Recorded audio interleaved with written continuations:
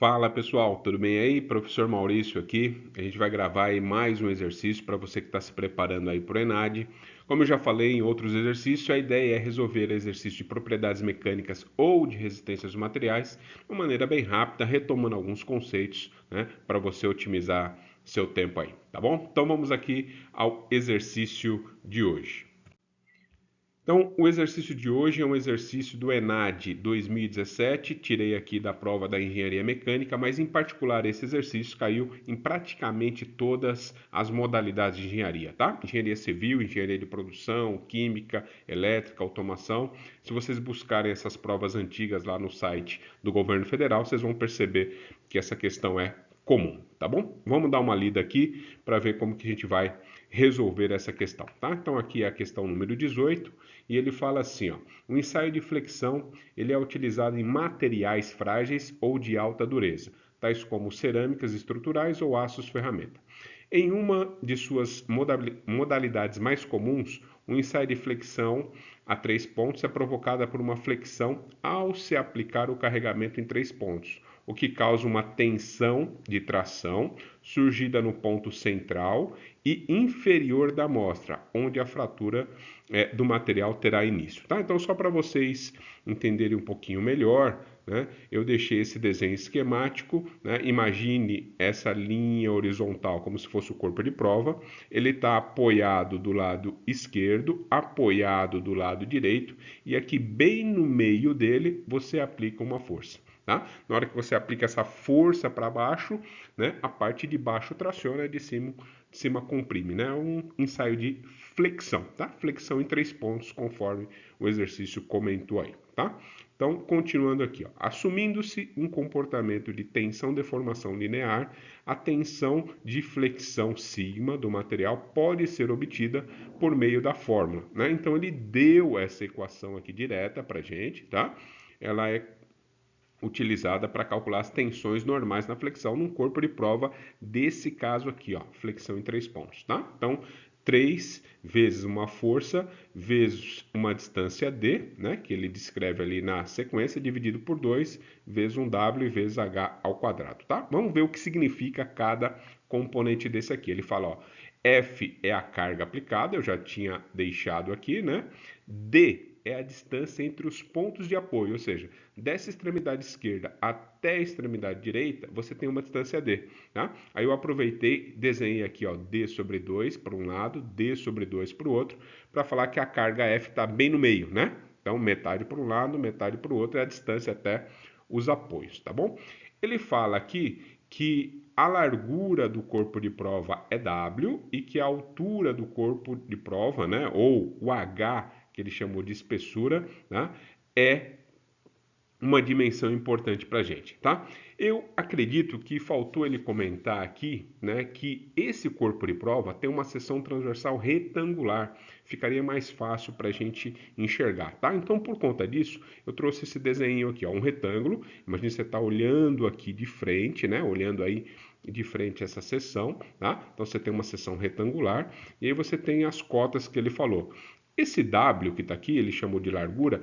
Normalmente nos livros textos que você vê por aí, eles chamam de B, né? Largura aí da seção retangular, tá? B. Ele chamou de W, a gente mantém em W.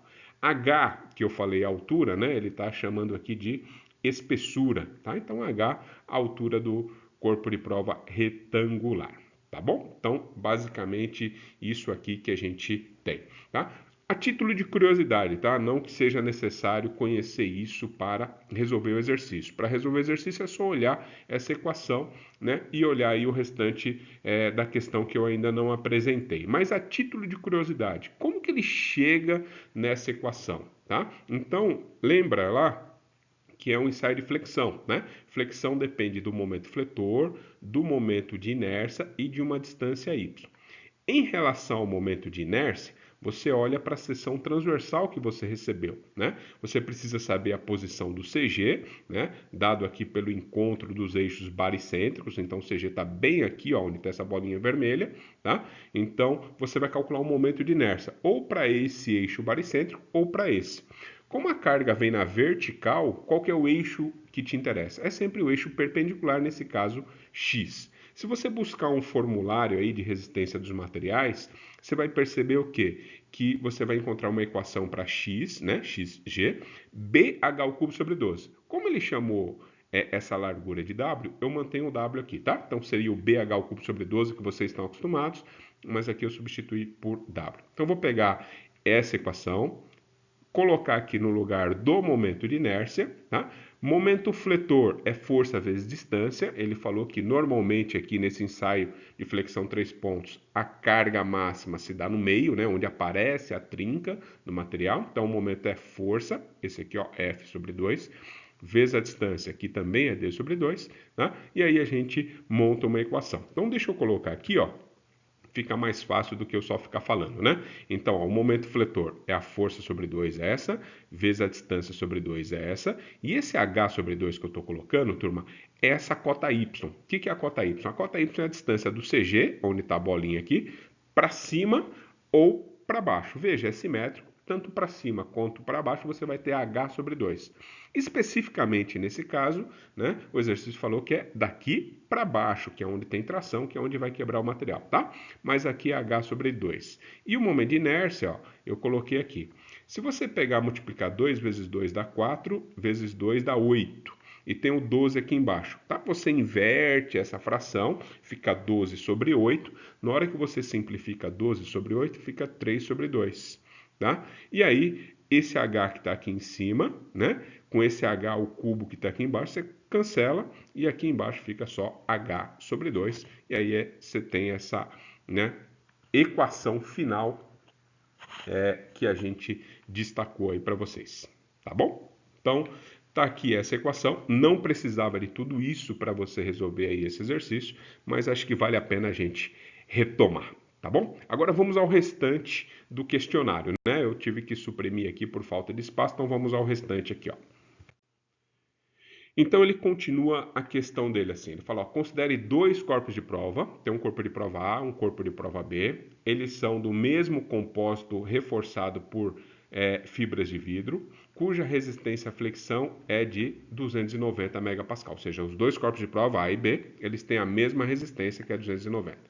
O corpo de prova A tem o triplo da largura e metade da espessura do corpo de prova B, e ambos são submetidos ao mesmo ensaio de flexão. Então, ó, eu vou destacar aqui para vocês, né? Essa é uma informação importante. O corpo de prova A tem o triplo da largura, metade da espessura, se comparado com o corpo de prova B, tá? Lembra lá da figura que eu trouxe para vocês? Então, a figura que eu trouxe para vocês é essa daqui, tá? Então, a largura é W, a altura, que é a espessura, é H, e ele está falando, né, que um corpo de prova A para o B tem diferentes valores, tá? Eu vou pegar primeiro como referência o corpo de prova B, vou associar a ele valores unitários, tá? Ou seja, eu vou falar que o W vale 1 e o H vale 1.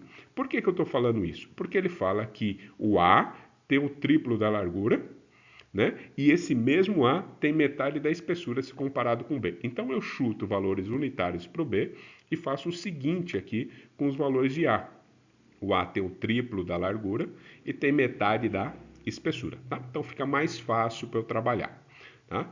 Aí, só para a gente terminar aqui de ler o exercício e ver o que a gente vai fazer, né? Ele falou, nessa situação, qual que é a porcentagem de força necessária para rompimento do corpo de prova B deverá ser aplicada ao corpo de prova A para que também se rompa, tá? Então, tanto um quanto o outro vai quebrar, tá? Então, basicamente, o que ele quer é que a gente escreva uma força de A em função da força de B, tá? Então, a força aplicada no corpo de prova A comparada com a força aplicada no corpo de prova B, tá? Então, vamos fazer isso. Então, ó, eu vou fazer essa igualdade aqui e explicar para vocês por que eu fiz. Ele falou que o corpo de prova, tanto A quanto B, tem a mesma resistência à flexão. Então, esse sigma é igual, tanto para o corpo de prova A quanto para o B. Então, eu igualo os dois, tá? Eu não vou nem usar o 290. Eu falo que esse aqui é igual para o A, igual para o B, ó. Veja que é a mesma equação aqui, igualada a ela, tá? Se você quiser usar o 290, você escreve duas equações, né, igual a 290, e você pega, divide uma pela outra. 290 por 290, desculpe, vai dar 1. E aí você vai brincar aí com a equação e você vai chegar na mesma situação, tá? Igualei as duas. Especifiquei o que é A, especifiquei o que é B.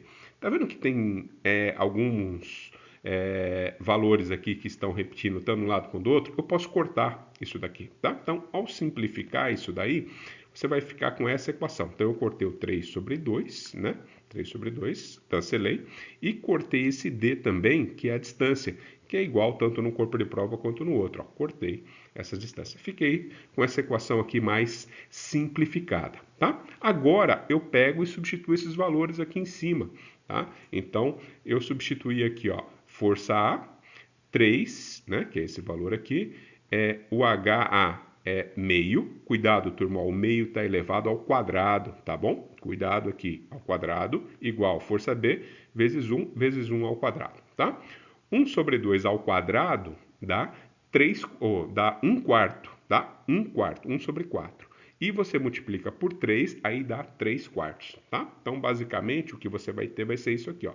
Esse 3 quartos que vai dar aqui, eu passo para o outro lado multiplicando, né? Então, estou multiplicando em x. Como aqui dá 1, então fica que a força A é igual a 3 quartos da força B, tá? Então, você pega lá uma força para quebrar o corpo B, você precisa apenas de 3 quartos dessa força para quebrar o corpo de prova A. Era basicamente isso que ele estava falando, tá? Para facilitar, eu vou chamar aqui as alternativas, tá? Eu vou dividir 3 por 4, dá 0,75, tá? 0,75. Então, chama aqui o restante aqui da nossa equação, tá? Ele fala aqui, pergunta qual que é a resposta aqui, né? Então, ele perguntou aqui, ó, nessa situação, qual a porcentagem de força necessária para o rompimento do corpo de prova B deverá ser aplicado ao corpo de prova A para que esse também se rompa? Quantos por cento? Né? Tá vendo 0,75 aqui? Adivinha. Né? 0,75 multiplicado por 100 dá 75%. Tá? Então, essa é a resposta desse exercício, 75% da força. Tudo bem, turma? Então, esse foi o exercício de hoje e aí nos próximos dias eu vou postando mais alguns aí para vocês estudarem, tá bom? Até mais!